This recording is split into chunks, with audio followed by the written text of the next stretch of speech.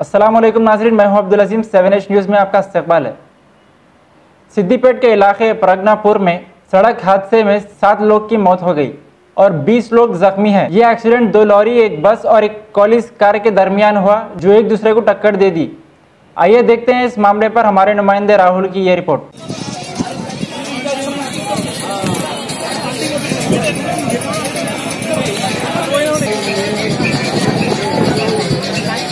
ఎందుకు వచ్చింది